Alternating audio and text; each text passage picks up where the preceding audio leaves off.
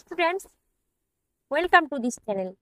আজকের এই ভিডিওটিতে আমি তোমাদের সাথে জিকের কিছু প্রশ্ন আলোচনা করব, যেগুলো তোমাদের আপকামিং কম্পিটিটিভ এক্সামসের জন্য গুরুত্বপূর্ণ।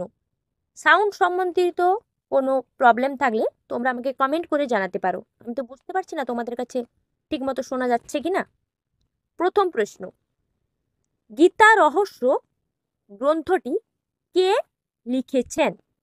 গীতা রহস্য, দেখো অপশান কি কি দেওয়া রয়েছে। সঠিক উত্তর হবে বাল গঙ্গাধর তিলক। গীতা রহস্য, যেটা শ্রীমদ্ ভগবত গীতা রহস্য নামে পরিচিত, হিন্দুদের পবিত্র গ্রন্থ। এটি একটি হিন্দুদের পবিত্র গ্রন্থ, যেটা মানে গীতা রহস্য, যেটা হচ্ছে 1915 সালে মারাঠি ভাষার একটি বই, যেটা স্বাধীনতা কর্মী বা ভারতীয় সমাজ সংস্কারক বাল গঙ্গাধর তিলক বার্মার মান্দালেতে কারাগারে থাকাকালীন উনি লিখেছিলেন এই গীতা রহস্য গ্রন্থটি। নেক্সট, গুপ্তাব্দ কে প্রবর্তন করেন? গুপ্তাব্দ, অপশান দেখো কি কি রয়েছে। গুপ্ত বংশের রাজাদের নাম দেওয়া রয়েছে, তার মধ্যে গুপ্তাব্দ কে প্রবর্তন করেছিলেন? সঠিক উত্তর হবে প্রথম চন্দ্রগুপ্ত। অপশান সি, প্রথম চন্দ্রগুপ্ত উনি গুপ্তাব্দ প্রবর্তন করেন। ঠিক আছে, চলো পরের প্রশ্ন। দেখো কি বলেছে, খুব ভালো একটি প্রশ্ন। জলবায়ুর শ্রেণীবিভাগ অনুসারে BWH ধরনের জলবায়ু ভারতের কোথায় অবস্থিত? সঠিক উত্তর হবে option A, Paschim Rajasthan.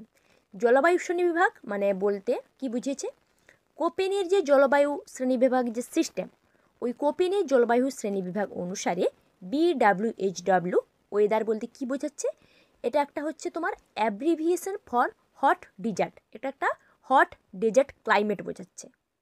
Next, ভারতের মেট্রোম্যান কাকে বলা হয়? মেট্রোম্যান, দেখো অপশান কি কি দেওয়া রয়েছে, দেখতে পাচ্ছ অপশান কি কি দেওয়া রয়েছে। মেট্রোম্যান নামে কে পরিচিত? সঠিক উত্তর কী হবে বলো তো? সঠিক উত্তর হবে অপশান বি, মিস্টার ই শ্রীধরন, যিনি ভারতের মেট্রোম্যান নামে পরিচিত। উনি একজন ভারতের প্রকৌশলী ছিলেন, যিনি দিল্লির মেট্রো নির্মাণের জন্য কৃতিত্ব লাভ করেছিলেন, তাই ওনাকে ভারতের মেট্রোম্যান বলা হয়। বোঝা গেছে? পরের প্রশ্ন, কোনটিতে 20 গ্রন্থি আছে? 20 গ্রন্থি, অপশান যেগুলো দেওয়া রয়েছে তার মধ্যে 20 গ্রন্থি কার আছে? দেখতে পাচ্ছ অপশান কি কি রয়েছে। সঠিক উত্তর কি হবে দেখে নেব। কি হবে কেউ বলতে পারবে সঠিক উত্তর? সঠিক উত্তর হবে অপশান এ, পুরুষ প্লাটিপাস।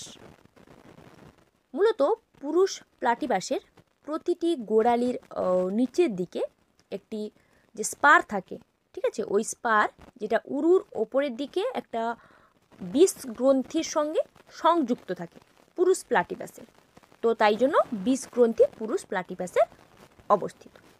নেক্সট, সবচেয়ে ভারী গ্যাস কোনটি? অপশান যেগুলো দেওয়া রয়েছে, দেখো গ্যাসগুলোর নাম দেওয়া রয়েছে অপশানে, তার মধ্যে সব থেকে ভারী গ্যাস কোনটি? সঠিক উত্তর কী হবে? Option C, radon. রেডন হচ্ছে সব থেকে ভারী গ্যাস। ঠিক আছে, চলো পরের প্রশ্ন। কোন ক্ষেত্রে উত্তল দর্পণ ব্যবহার করা হয়? মানে অপশান যেগুলো দেওয়া রয়েছে তার মধ্যে উত্তল দর্পণ ব্যবহার করা হয় কার ক্ষেত্রে? উত্তল দর্পণ। সঠিক উত্তর হবে অপশান বি, ভিউ ফাইন্ডার। ভিউ ফাইন্ডারের ক্ষেত্রে উত্তল দর্পণ ব্যবহার করা হয় যাতে দেখতে পায় বা খুব ভালোভাবে যেটা স্পষ্ট হয়ে ওঠে। নেক্সট, 8 নম্বর প্রশ্ন কি বলেছে দেখো, ঘাম সবচেয়ে বেশি হয় কখন? সব থেকে বেশি হয় ঘাম, মানে আমাদের শরীরে ঘাম কখন বেশি দেয়? সঠিক উত্তর কি হবে? সঠিক উত্তর হবে অপশান বি বায়ু আর্দ্র এবং উষ্ণতা বেশি থাকলে, মানে বায়ুতে যদি আর্দ্রতা থাকে কিন্তু উষ্ণতা বেশি থাকে তখন ঘাম বেশি হয়। পরের প্রশ্ন, কথাকলির উৎপত্তি কোথা থেকে হয়েছে? কথাকলি নৃত্য কোথা থেকে উৎপত্তি হয়েছে? অপশান দেখো কি কি রয়েছে। সঠিক উত্তর হবে অপশান সি কেরালা। কথাকলি নৃত্যের উৎপত্তি কেরালা থেকে হয়েছে। ঠিক আছে, চলো পরের প্রশ্ন। কি বলেছে? হিতক কোন রাজ্যের আঞ্চলিক নাচ? অপশান দেখো, রাজ্যগুলোর নাম দেয়া রয়েছে, তার মধ্যে কোন রাজ্যের আঞ্চলিক নৃত্য? সঠিক উত্তর হবে option A Jammu Kashmir.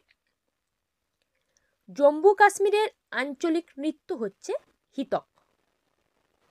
Next প্রশ্ন, নর্মদা নদীর উৎপত্তি স্থল কোথায়? নর্মদা নদীর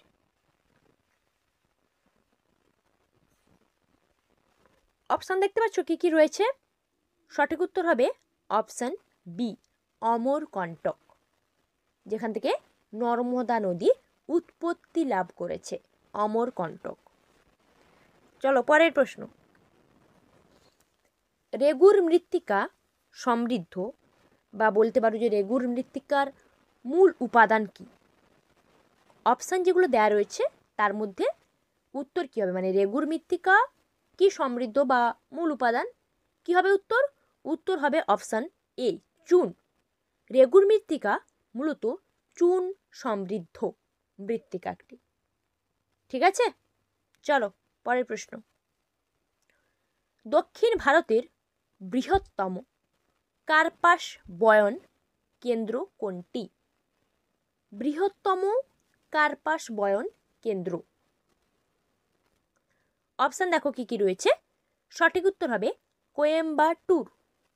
কোয়েম্বাটুর হচ্ছে দক্ষিণ ভারতের সবথেকে বৃহত্তম কার্পাস বয়ন কেন্দ্র। নেক্সট, মেঘালয়ের বিখ্যাত রেশম কোনটি? অপশান যেগুলো দেয়া রয়েছে দেখো, এর মধ্যে বিখ্যাত রেশম মেঘালয়ের কোনটি? সঠিক উত্তর কি হবে? কেউ বলতে পারবে কি হবে উত্তর? কমেন্ট করে কেউ বলতে পারবে। সঠিক উত্তর হবে অপশান এ এরি সিল্ক, যেটা হচ্ছে মেঘালয়ের মানে একটা খুব ঐতিহ্যবাহী কাপড় বলতে পারো, এরি সিল্ক, যেটা মূল উপাদান হচ্ছে সিল্ক।